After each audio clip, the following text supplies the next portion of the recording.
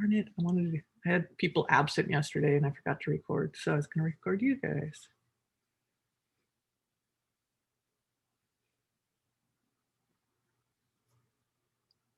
Atom, element, atomic, mass number, good.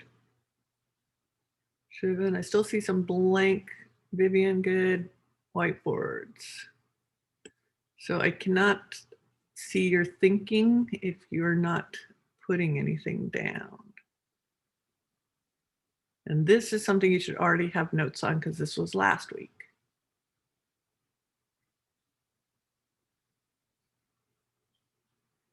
Right, good. I see Heather and Jason. Isla. Audrey's getting there. Ashley, I don't see anything yet. Gavin, I don't see anything. Jason L. Lorelai, Luca, Maya, Mia, Mina, some of you, I don't see anything on your whiteboards. I know that there's a, make sure you refresh your whiteboard to get access. There's Mina, good, and there's Mia. Okay, I'm gonna do a capture real quick. One of the things I'll be doing is collecting evidence of participation, but also just so you know, teachers have to do this for multiple reasons, like keeping our certificate that we actually do check on you and your learning. What is today? 10/13/2020. My dad's birthday is tomorrow and I still don't have a gift. I have no idea what to get. Okay. See. Right. So I could save your guys' screens at any time just so I can see how you're doing and look back at it. All right, moving on though, then we talked about radioactivity. And this is the one that I'm going to kind of do a kinesthetic activity next week on. But an atom with the same number of protons but different numbers of neutrons, the prefix of this means same, like same triangle that has the same sides. We always talk about it being this kind of triangle. This is something like carbon 12 and carbon 14. So they're both carbon, but so they both have the same number of protons, 6, and differing number of neutrons. And then what is this spontaneous release of material? One of the puzzles I'll have is going to talk about alpha, beta, and gamma decay. And these are different particles of matter and material that are released during this process of trying to become more stable. And those all have different levels of energy. So some will penetrate the skin and some will not even penetrate a piece of paper. Knowing about that release is important as well in terms of how you handle that material. And then the last one, be prepared to work problems where you figure out how old something is based on the ratios of these different elements and their decay products, often called parent atoms versus daughter. Okay, so I see Audrey, I don't see anything. Gavin, I still don't see anything. Jason, there we go. I see Jason now. Luca, Lorelai, Maya.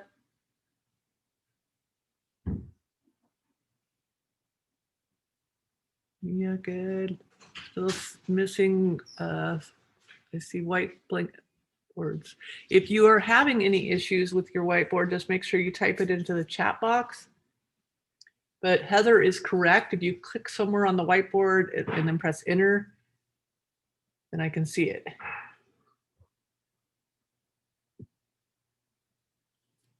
So you might be typing yes, but I can't see it till you show me it. Laura, let me see. Yes, I can see yours. And you have them all correct.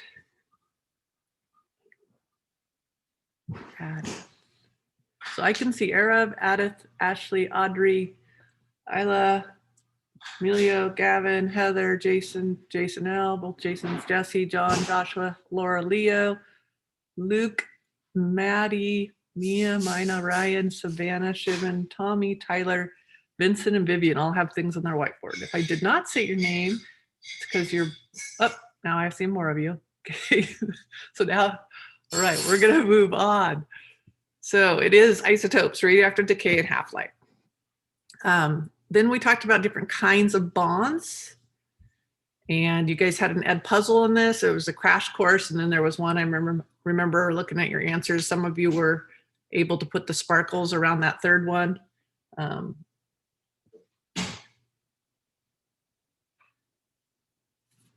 So what were those names of those bonds?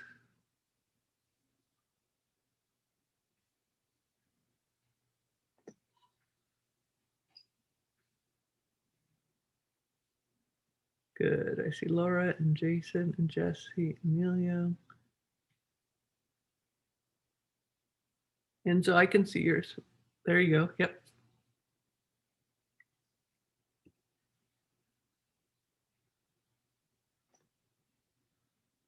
Yes.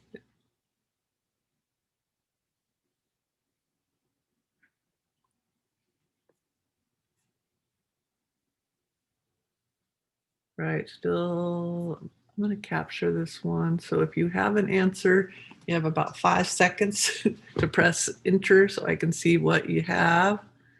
Good, Gavin. There we go. John, Joshua.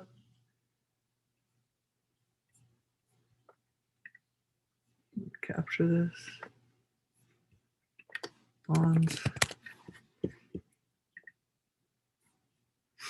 All right, so covalent bonds, they are both sharing to be more stable. These tend to be stronger bonds.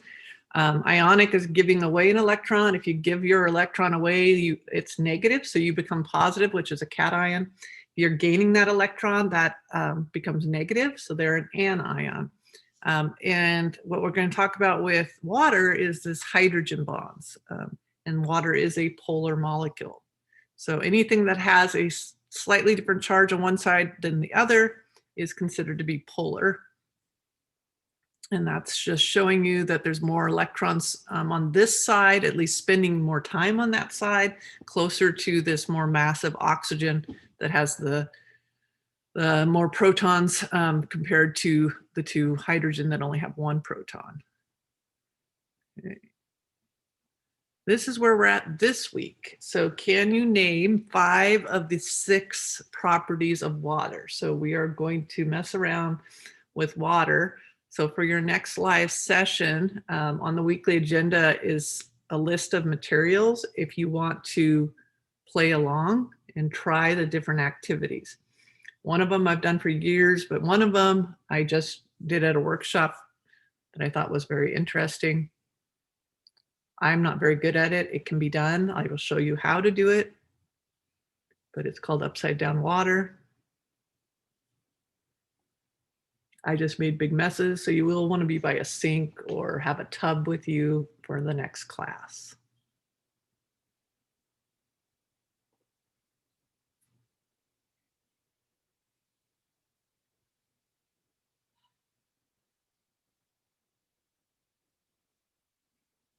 Good, I see.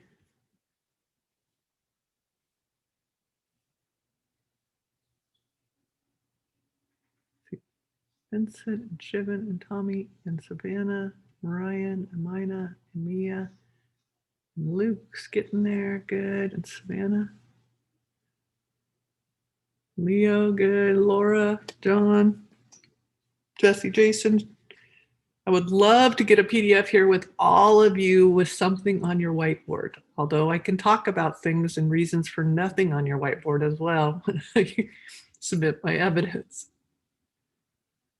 I will conjecture on why kids are keeping their screens black and not having anything on their whiteboards. There, Tommy and Tyler, good.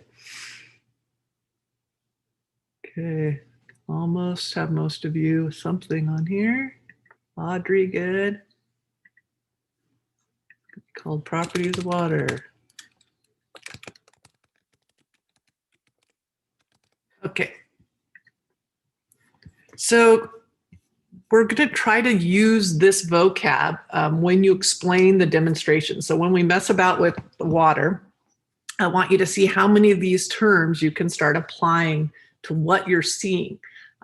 So cohesion, being attracted to yourself, anything where you see the word co, it's something working together. So adhesion, like an adhesive, is things like tape and glue, right? You're sticking two things together that are different. So water with something else. Surface tension, just like a water strider going across that. Capillary tubes are little thin tubes. So how water gets from the ground and the roots all the way up to the leaves and comes out these little holes called stomata. That process is capillary action. And then you already did an Edpuzzle, but if water didn't get less dense when it freezes, right, it would sink like regular solids, and then we wouldn't have anything in our lakes. It would be a solid block of ice, or in our oceans, we would lose all of our water on this planet. This is a really big one, universal solvent, when we talk about pollution. So if you dissolve in water, the issues that we have with you as a pollutant are different than if you dissolve in things like fat. So if you're dissolved in water, it's really hard to clean it up if it gets below ground and into the groundwater. So cleaning up water soluble things, which is what a lot of things are, which is why it's called a universal solvent, which means to dissolve. That's a problem. But if it dissolves in fat, whatever it is, like heavy metals, like when I keep seeing my children dump dead AA's into the garbage can, that's hazardous waste, has cadmium and things that should not go into our local dumps. Those things deposit in our fatty tissue and they stay there. And if that builds up in your brain, it can cause a lot of neurological problems. So these properties of whether you like water or don't like water will become important when we get into more pollution studies. This is just a look at a bunch of water interacting with itself. But we are going to come back to that in our next session, see what all you remember about those properties and look at them like in kinesthetic models and demonstrations. We are going to now talk about your lab, so your biodiversity lab. So last time, what I want to show you is under classwork. So if I was on your guys' stream page and I click on classwork and I go to this week and then I click on, and I know I'm going fast, I click on biodiversity lab. You can see that I was already doing this. There's 3 attachments I want to draw your attention to. Gabriel. Sorry, so loud. This is your Jamboard from last time with all the different topics. Okay, this is the Google Slides where you're going to, with a team of up to 4 people, claim a slide. So I'll talk about this in a minute. And this is your actual lab that we already had last week. So I'm going to open this one, the actual Google Slides, because what you're going to be doing today is you're going to choose a slide for your team. Once you form your teams, you're going to choose roles for your teammates. So you guys are going to decide who is the techie of the group, who is very good with apps on their cell phone like Seek or iNaturalist, who's good at organizing data into charts and graphs, okay? Who is good at running around outside and using field guides and trying to take pictures and identify what's out there, okay, and getting a record of it. Who is going to be your recorder and your timer? So keeps your group, what I call the facilitator, keeps your group task oriented, gives your group a timetable, records information from the biologist and anybody else as needed. And then who's your leader? So who is going to come and ask me questions if there's clarification needed, or reports out the results at the end of activities and helps with any other tasks that are taking longer than your group planned or that need help with. So those are the roles. I'm going to try to keep that up here, but first I want you to have some time to talk with your group about the different topics. And what I did yesterday that went faster than I thought was I can open all the rooms. You can't choose them. But I can put you in them. So what you're going to see when I open the rooms are all the choices that I took from your Jamboard. So I took the backyard versus front yard, the riparian zones, which is the areas along creeks versus rivers, in the sun versus in the shade. So you're going to see all those choices. And I also put other, just in case the one that you wanted to do isn't on here. Okay, and I'll put all of those others in a room. So as I go through your name, you're just going to tell me, I want to be in the backyard. I want to be in the riparian zone. I want to be in the sun versus shade. Okay. And then I'll just put you in there and you're going to talk with the other people that are interested in that topic about what's a question you can ask. So what's a good investigative question today? Okay. So the rooms are open, and my understanding though is that you cannot go in them. So Laura, you were at the top of my list. Which one of those, back versus front yard, riparian zones near creeks versus rivers, and just unmute yourself, and sun versus shade, park 1 versus park 2, now versus 10 years ago, or other? Where do you want me to put you? Front yard or backyard? All righty. Addith, where do you want me to put you? Sorry, where do we see which ones they are? Where they are? They are, I don't know if you, here, let me share my screen, then you guys, it should show you the room choices, but